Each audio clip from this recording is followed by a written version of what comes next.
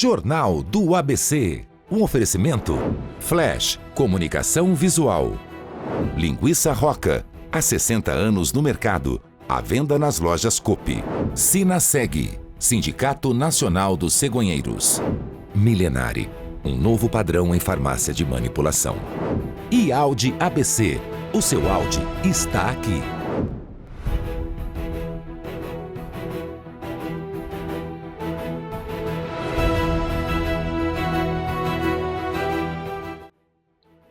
Olá, muito boa noite. Sexta-feira, 19 de junho. Bem-vindos ao Jornal do ABC. Vamos aos destaques de hoje.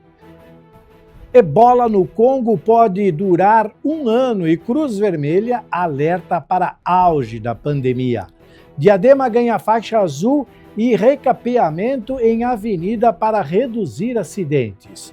Plano Brasil Soberano amplia crédito para proteger empresas de crises externas.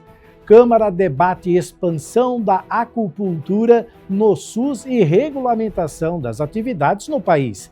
Em nossa coluna esportiva, você irá conferir as últimas informações das rodadas do Mundial em nosso boletim da Copa e como está a nossa seleção para o jogo de logo mais às 9h30 da noite contra o Haiti.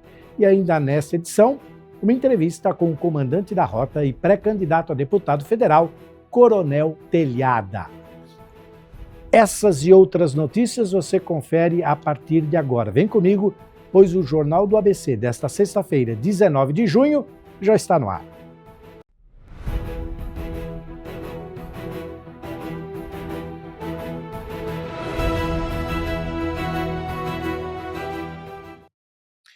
E abrimos essa primeira rodada de notícias com informações internacionais falando sobre saúde. A Cruz Vermelha alertou nesta semana que a epidemia de Ebola na República Democrática do Congo ainda não atingiu o pico. O surto corre o risco de se estender por até 1 ano. Diante do avanço da doença, autoridades de saúde intensificam aí os esforços para conter o contágio na região. Acompanhe nossa primeira reportagem detalhes sobre o anúncio na matéria da produção da AFP. Tudo isso agora na tela do Jornal do ABC. A epidemia de Ebola na República Democrática do Congo pode durar 1 ano e ainda não atingiu seu pico. A advertência foi feita nesta terça-feira pelo chefe de operações da Federação Internacional das Sociedades da Cruz Vermelha e do Crescente Vermelho. O pico da epidemia não ficou para trás, ele está à nossa frente. Tememos que esse surto de Ebola possa durar 1 ano até terminar. Segundo a Cruz Vermelha, há uma grave falta de capacidade de diagnóstico, o que torna muito difícil saber exatamente até que ponto a epidemia está se espalhando. A República Democrática do Congo declarou em 15 de maio um surto de Ebola, o 17º registrado no país, e a Organização Mundial da Saúde ativou o alerta sanitário internacional 2 dias depois. Segundo a OMS, com base em dados das autoridades congolesas, foram registrados 808 casos e 192 mortes, uma taxa de letalidade de 24%. O surto também chegou à vizinha Uganda, onde foram confirmados 19 casos, incluindo 2 mortes. Não existe vacina nem tratamento aprovado contra a rara cepa Bundibugyo, responsável pela epidemia. E aqui no Brasil, no ABC, a Avenida Fábio Eduardo Ramos Esquivel, em Diadema, começou a receber a implantação da faixa azul. A medida de segurança para motociclista visa reduzir acidentes e organizar o trânsito em uma das principais vias de ligação da cidade. O anúncio foi feito pelo prefeito Takaia Mayushi durante a visita do deputado federal Baleia Rossi, que garantiu aí novos recursos para o município. Além da sinalização exclusiva, a avenida passa por obras de recapeamento asfáltico para garantir aí maior fluidez na proteção aos motoristas. Vamos acompanhar então o que disse o prefeito Taka ao lado do deputado Baleia Rossi, na tela do Jornal do ABC. E hoje a gente está aqui, começando mais uma benfeitoria. Prazer enorme hoje estar recebendo o nosso presidente nacional do MDB, mas principalmente nosso deputado federal, que olha com tanto carinho aqui para a nossa cidade de Diadema. Nas mais diversas visitas que a gente fez ao nosso Baleia Rossi, ele sempre abriu as portas no governo federal, governo estadual, trazendo os recursos aqui para a nossa cidade de Diadema, inclusive esse recapeamento que a gente está aqui, pisando nele. Mas mais do que isso, foi através da interlocução dele que a gente conseguiu avanços importantes na nossa cidade. E hoje a gente está aqui, começando mais uma benfeitoria, a faixa azul para a nossa cidade, trazendo um benefício para os motociclistas, para a sociedade, mas acima de tudo, para a nossa cidade de Diadema. Presidente, muito obrigado, viu? Taca, é um privilégio ser parceiro desse teu governo, que está fazendo tanto por Diadema. São avanços que a população percebe, porque melhora a qualidade de vida. Aqui, além do recap, esse início da faixa azul. Isso faz diferença. E pode contar, nós estamos juntos para trabalhar por Diadema e parabéns mais uma vez. No cenário nacional, vamos falar sobre economia. O governo federal ampliou aí o acesso ao crédito por meio do Plano Brasil Soberano. A medida busca socorrer empresas nacionais prejudicadas aí pelo novo tarifácio dos Estados Unidos e pelos reflexos econômicos da guerra no Oriente Médio enquanto ela durava. O objetivo da linha de financiamento é proteger os empregos e conter os impactos negativos na economia brasileira. Setores afetados aí pelas crises internacionais já podem solicitar os recursos para garantir a estabilidade do mercado interno. Acompanhe então os detalhes na reportagem de produção do canal Gov, de Brasília para a tela do Jornal do ABC. Confira. A nova etapa do Plano Brasil Soberano, que entrou em vigor no dia 8 de junho, oferece créditos para empresas via BNDES. O Plano Brasil Soberano é uma linha de crédito, que o presidente Lula criou através do BNDES para todas as empresas que são afetadas pelas tarifas dos Estados Unidos, pelas empresas também que estão atravessando uma crise em relação à guerra, que está acontecendo, principalmente atingindo ali o Golfo Pérsico e alguns setores industriais estratégicos. Ao todo, serão disponibilizados 15 bilhões de reais para ajudar empresas que tiveram impacto igual ou superior a 1% no faturamento bruto. Essas empresas são divididas em 3 categorias. A primeira inclui empresas exportadoras e fornecedores de produtos como aço, cobre, alumínio, móveis e automóveis, afetados pelas tarifas impostas pelos Estados Unidos, com base na seção 232. O segundo grupo engloba empresas exportadoras de bens industriais e seus fornecedores para países do Oriente Médio.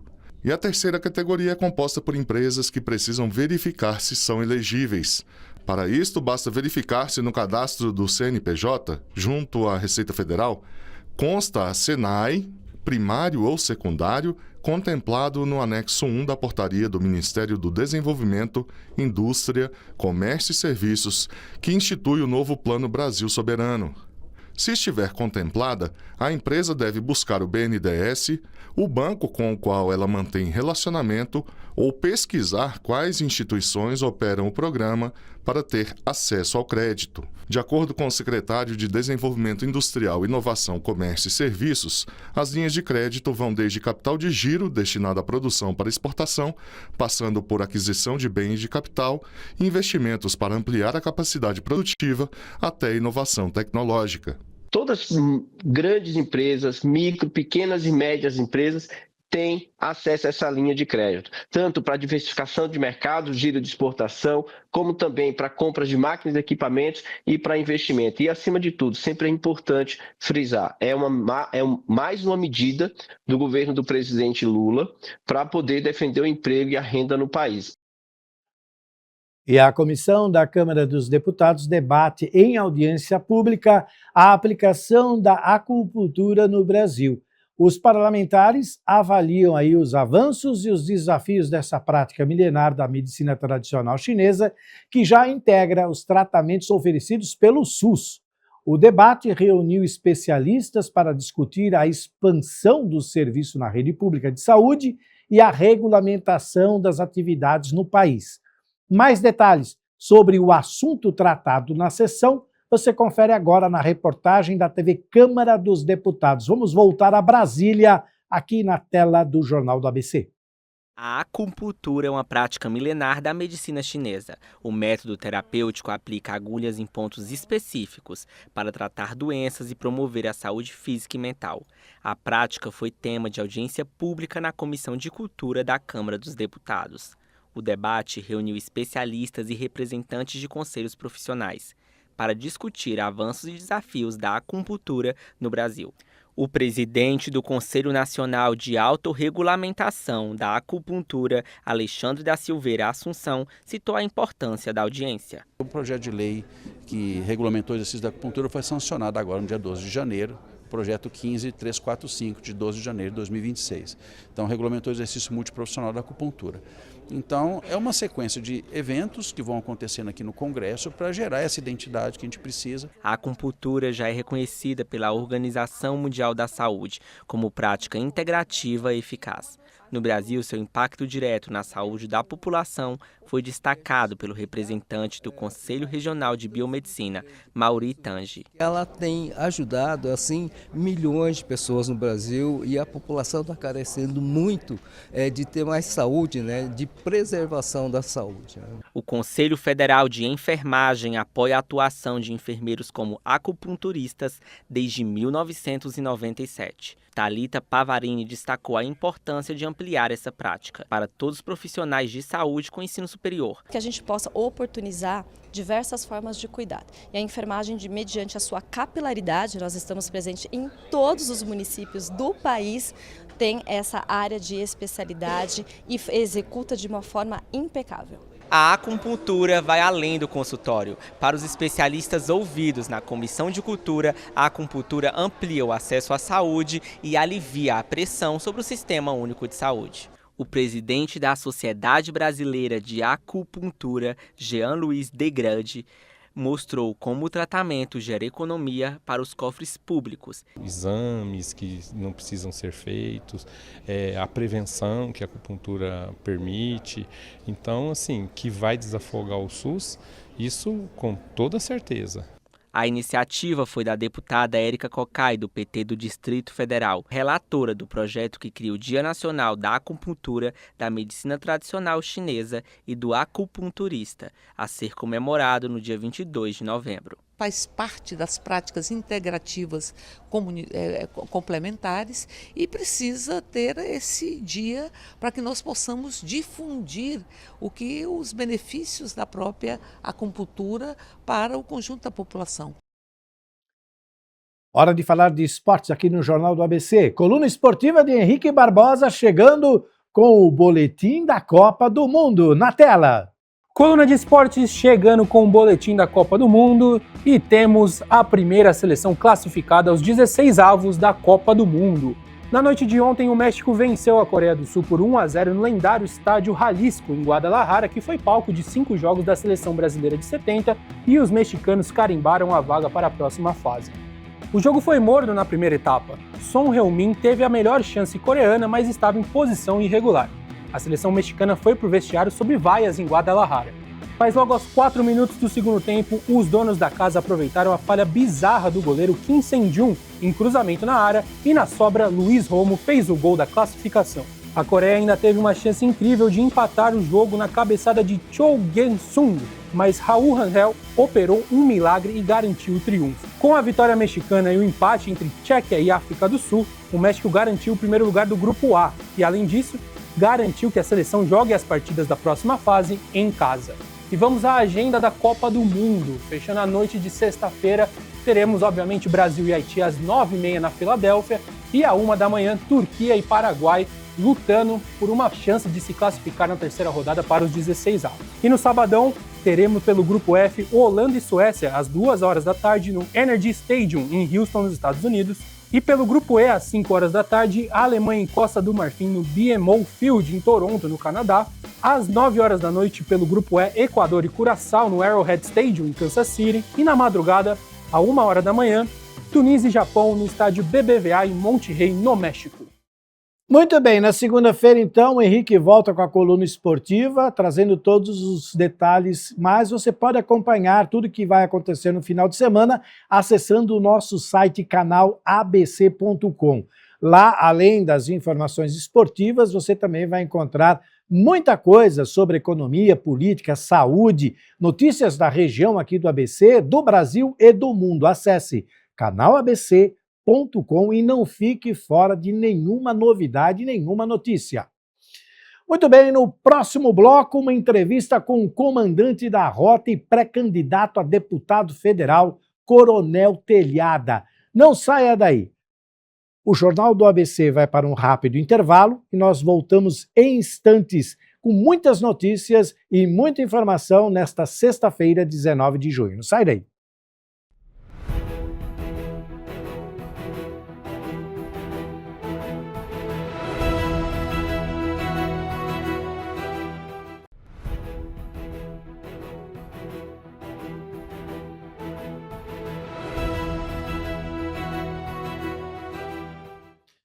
Muito bem, estamos de volta e vamos agora para a nossa sala de entrevistas. O nosso convidado de hoje no Jornal do ABC vem para falar sobre segurança e combate à criminalidade. Nessa entrevista, ele também irá analisar os desafios das polícias e debate aí dos projetos voltados à defesa do cidadão. Você acompanha agora um bate-papo com o Coronel Telhada, que já comandou a rota, já foi subprefeito da Lapa e agora é pré-candidato a deputado federal. Muito boa noite, Coronel Telhada. Seja muito bem-vindo. Obrigado por aceitar o nosso convite para esse bate-papo aqui nesta sexta-feira. Seja bem-vindo. Boa noite. Boa noite. Obrigado pelo convite. É um prazer estar com vocês. Olá. Assunto de segurança, né, Coronel, é sempre um assunto que envolve muita gente, cria muita polêmica, mas é preciso ter pulso firme para estar no comando, né? E o senhor foi relator aí do projeto na Câmara Federal e autor da lei em São Paulo que proíbe as linhas cortantes. Apesar disso, acidentes graves com motociclistas continuam acontecendo. Eu falei de linha dura, porque eu pergunto o que é que falta para que a fiscalização e a punição tirem o cerol e a linha chilena definitivamente das ruas. Indo para as periferias, né, Coronel, a gente costuma ver uns rapazes até bem tratados, né, já com mais de 30 anos de idade, parece uma roda de automóvel com linha ali, dá para perceber que é a tal da linha chilena.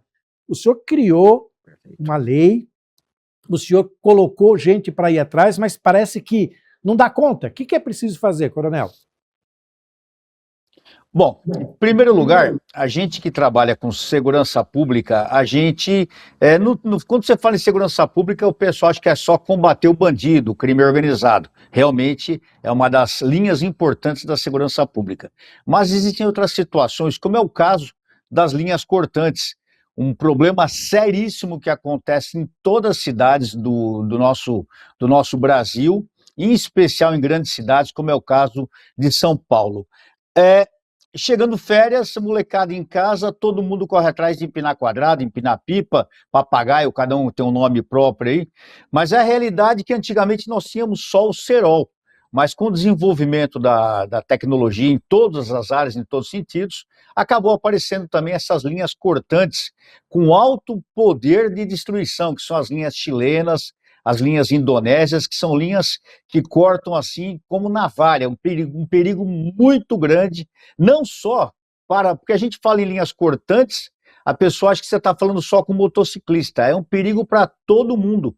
Existem inúmeros casos, por exemplo, tempos atrás, um rapaz parado na sarjeta, na calçada, passou um caminhão que tinha pego uma linha cortante, ficou preso no para-choque do caminhão, e essa linha foi arrastada e bateu na perna desse rapaz que estava na calçada. Ele teve a perna amputada pela linha, para você ver tal teor de corte desse material.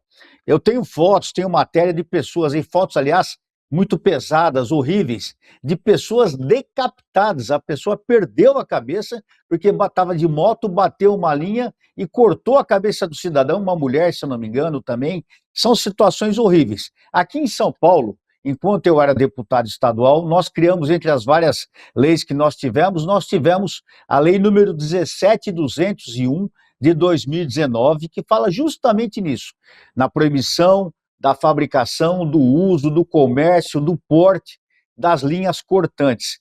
E de 19 para 26 já vão 6, 7 anos. E nós ainda temos esse problema diariamente nas ruas. Por quê? Falta de fiscalização.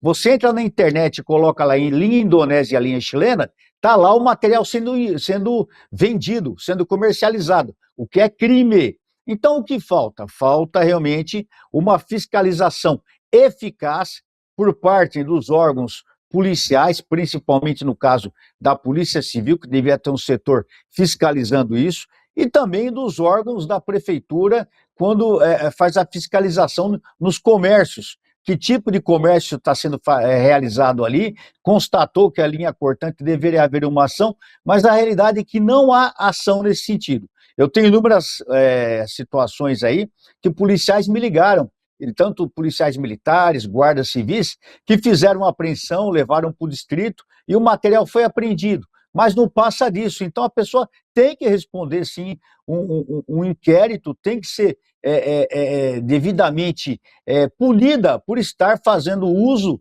de um material que é proibido. A turma não entende que, tal qual uma arma, essa linha tira vidas. Então é necessário, sim, uma fiscalização intensa e uma ação efetiva para que se retire esse material das ruas e do comércio. Enquanto deputado federal em Brasília, nós trabalhamos no projeto também em Brasília, mas quando eu me afastei em agosto de 2024, esse projeto acabou ficando parado. Foi aprovado na Câmara dos Deputados em fevereiro de 2024, foi para o Senado e estava parado no Senado. Então, pelo que consta, pelo que eu sei, ainda está parado lá. Mas, se Deus quiser, futuramente será recolocado, será trabalhado novamente para que venha e seja uma lei que valha para todo o Brasil, porque é um problema que nós temos em todos os estados. Outro problema que também dá muita dor de cabeça, o senhor é um dos autores da lei do pancadão em São Paulo, que foi criada para garantir o sossego das comunidades. No entanto, muitos moradores ainda reclamam que os bailes clandestinos migraram aí para áreas periféricas ou postos de combustível. O que precisa ser feito também para eliminar de vez este problema? Como o senhor disse, é uma questão de fiscalização. Antes do senhor responder, só queria abrir um parênteses quando o senhor fala de fiscalização.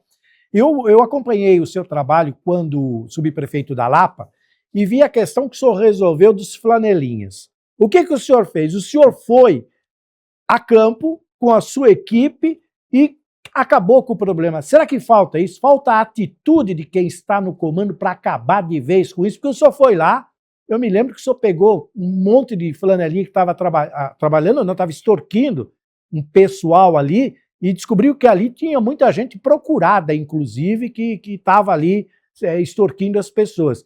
Da mesma forma que o senhor agiu quando subprefeito da Lapa, indo a campo para resolver o problema, está faltando isso das autoridades nessa questão do pancadão? Pancadão é uma loucura. A gente vê as imagens aí, não tem quem durma, não tem quem tenha sossego. Sem contar que ali deve juntar bandido de toda espécie, né, coronel?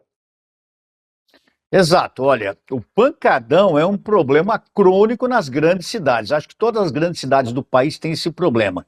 Ficando aqui especificamente no estado de São Paulo, nós temos praticamente em quase todas as cidades do interior hoje tem esse problema. E enquanto vereador nós fizemos a lei do pancadão, depois como deputado estadual temos a lei do pancadão, a lei 16.049, também que proíbe esse tipo de evento. O que falta justamente é a fiscalização, é a ação no local. Os pancadões, já falar que eu não sei onde vai acontecer o pancadão, me perdoe, mas essa desculpa não cola, porque, primeiro, normalmente, os pancadões ocorrem sempre nos mesmos lugares. Segundo, a grande maioria dos pancadões são inclusive colocados na internet. Dia tal, às tantas horas, em tal lugar, haverá um encontro para o baile, para o pessoal se encontrar. E o que acontece nesse... Veja bem, o pancadão não é um baile, não é um encontro, não é uma festa. O pancadão é um local onde ocorrem inúmeros crimes.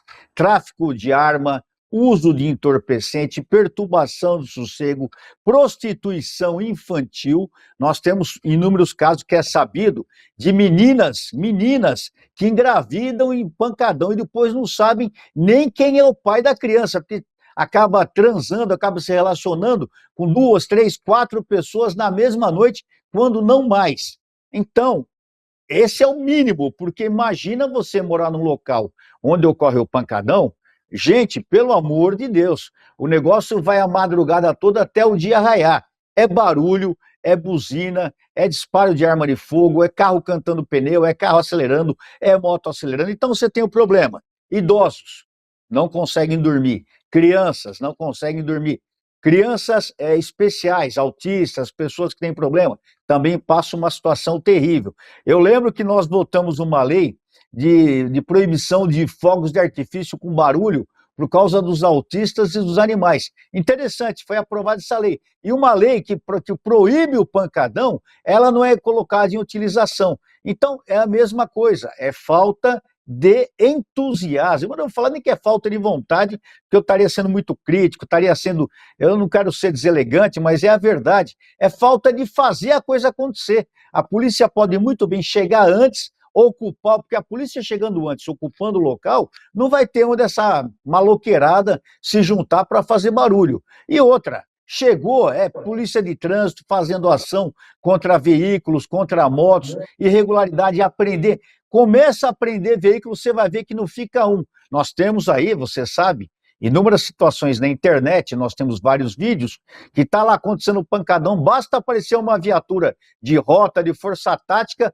saem todas as motos acelerando no modo desespero, porque sabe que vai ter uma ação. Então, resolve. Polícia resolve, sim. A polícia chegar, prender, levar para o distrito, o delegado autuar os indivíduos, a polícia de trânsito multar, apreender, enfim, todas as atitudes legais para o caso. E outra, a turma fala, mas polícia para combater o crime. Isso não é crime? Isso é crime, gente. É desordem, é perturbação do sossego. O cidadão, ele tem que ter paz na porta, na casa dele, ele não consegue dormir em casa.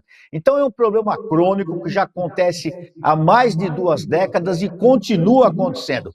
Chega a época de campanha, todo mundo, não, vamos ver isso, se promete um monte de coisa. Mas a realidade é que o problema perdura. Não faz. A realidade é que o problema perdura e eu vejo que é um problema tranquilo de ser solucionado. Basta uma ação intensiva e eficaz, ou seja, fazer acontecer. Simplesmente isso. Tá certo. Coronel, o Brasil enfrenta aí o avanço do crime organizado e das facções que controlam aí territórios de norte a sul.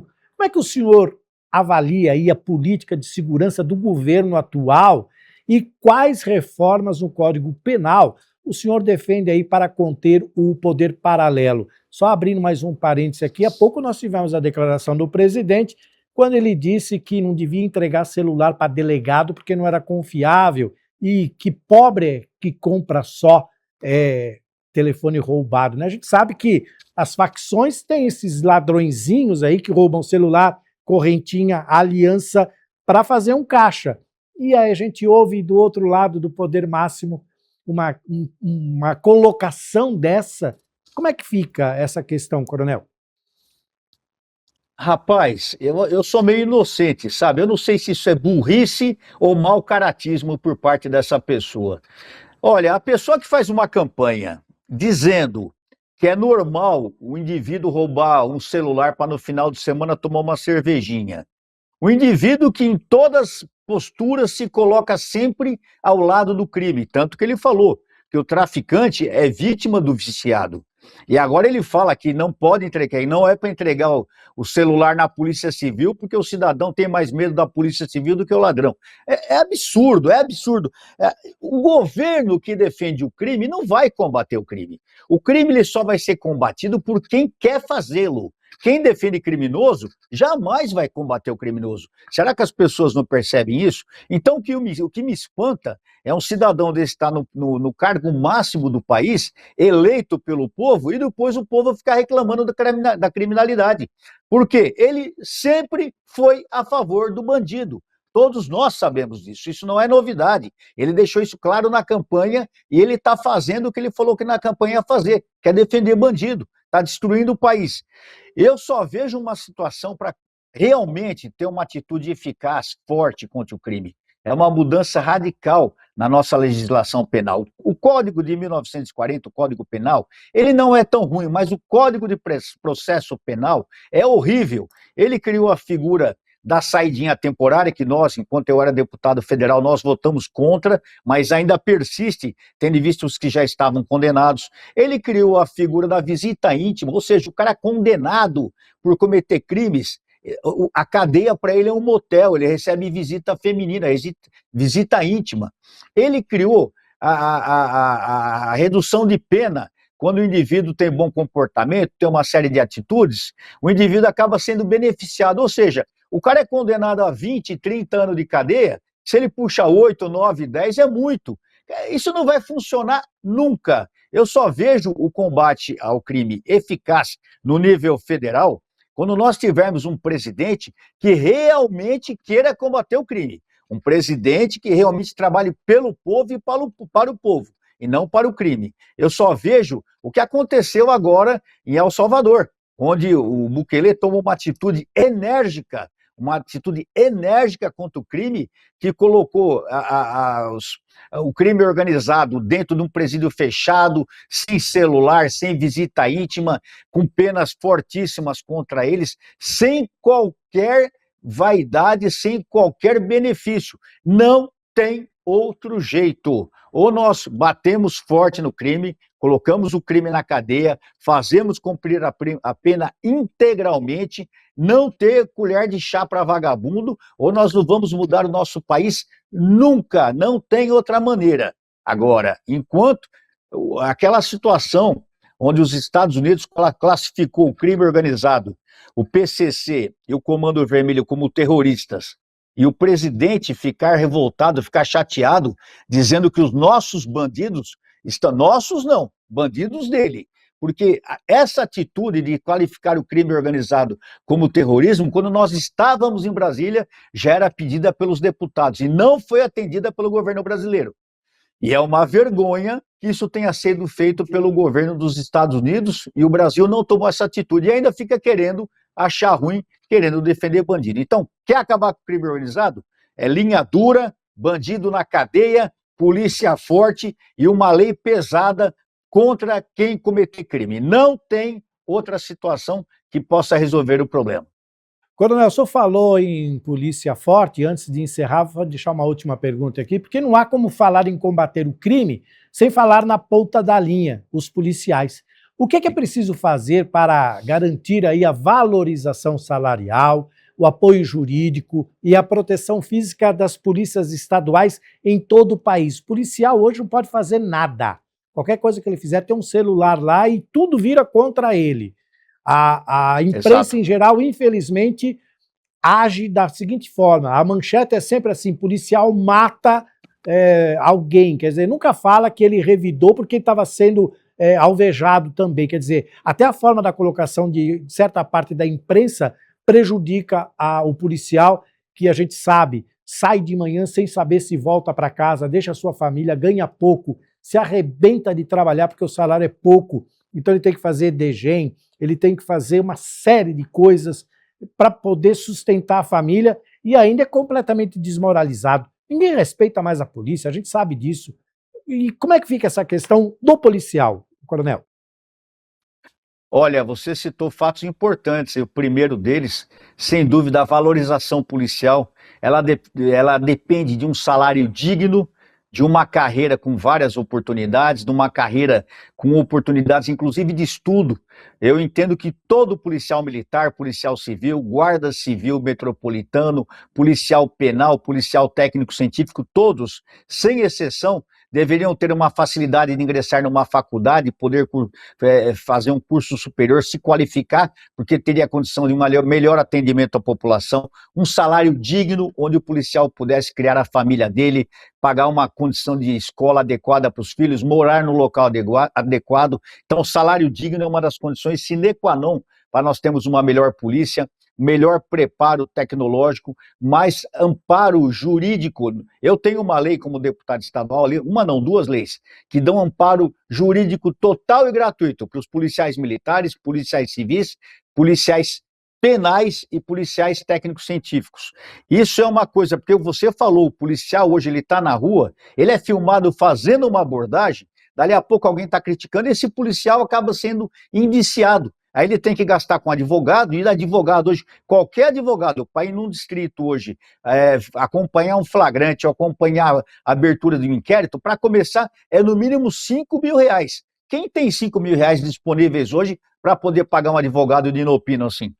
Não é qualquer um, entendeu? O policial militar, muito menos. Então ele tem que ter uma assistência jurídica total e gratuita. Já existe a lei para isso, só que também não é praticado. Erro das nossas polícias. A cultura nacional é um problema sério. A cultura nacional se reflete, inclusive, nessa parte da imprensa que você falou, onde a imprensa ela sempre valoriza, vangloria o crime, deixa o crime de uma maneira bonita, e a polícia é sempre violenta, a polícia é sempre errada, a polícia é sempre radical. Enquanto nós mudarmos essa postura também, nós jamais teremos uma polícia valorizada. Então, salário, dignidade, estudo, material adequado, inteligência policial e a boa percepção da sociedade, da imprensa, no sentido de valorizar as polícias em todas as suas ações. Eu creio num futuro melhor, mas como eu disse, precisamos ter alguém na frente do governo que seja do lado do povo e não do lado do bandido. Coronel, antes, para a gente encerrar suas considerações finais, o brasileiro pode esperar que a justiça vai melhorar nesse país, ou a gente vai jogar a toalha diante de tanta coisa que a gente vê errada, em que a polícia prende e a justiça solta? Olha, jogar a toalha eu não jogo jamais, eu vou lutar até a última força. Eu acho que ninguém deve jogar a toalha, eu acho que ninguém deve sair do país. O que eu acho que as pessoas têm que assumir a responsabilidade de que a mudança depende de nós. Nós estamos em vésperas da eleição esse ano, que as pessoas vão às urnas, que as pessoas coloquem o seu voto lá, e como eu disse, votem em quem realmente representa a família, representa as forças de segurança, representa a pátria. Por quê? Nós não podemos ter criminosos na política em cargos chaves. É um absurdo nós termos pessoas que na campanha falam que o cidadão roubar um celular é normal para tomar uma cervejinha no final de semana, e um cara desse ser eleito, ou seja, ele já, na sua campanha ele já falou que estava do lado do crime. Então as pessoas têm que entender que a mudança depende de nós. Não depende só da polícia, depende do cidadão, depende do povo brasileiro. E quando a gente fala em mudança, não é só nossa vida que está em jogo, é a vida dos nossos filhos, é a vida dos nossos netos, é a vida de toda a nossa família. Então nos ajudem a mudar o país, vamos mudar o país. Eu creio em mudança, eu creio no engrandecimento do povo brasileiro, eu creio que o povo brasileiro vai despertar para essa realidade, que quem defende a sociedade é o verdadeiro amigo da sociedade, não é o bandido, não é o traficante, não é o estuprador. O amigo da sociedade são os homens e mulheres das forças de segurança que diuturnamente saem de casa, como você falou, sem saber se voltam, e não são realmente valorizados da maneira que devem. Se Deus quiser, eu creio em mudança nesse país. Mas, lógico, espero que o povo acorde para essa realidade. Certo. Coronel Telhada, pré-candidato a deputado federal, foi o nosso convidado. Muito obrigado, Coronel.